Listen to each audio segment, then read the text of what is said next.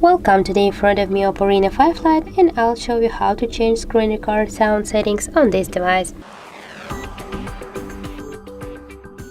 So first you should go to the settings and scroll down to the convenience tool.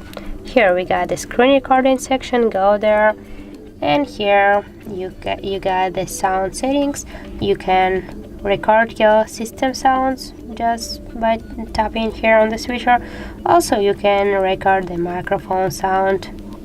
You can tap here to OK, and so that's how it looks. If you just wanna turn off your microphone and system sound when you're recording your video, just tap here again to the switchers. So that's how it looks. If you found this video helpful, leave like, comment and subscribe our channel.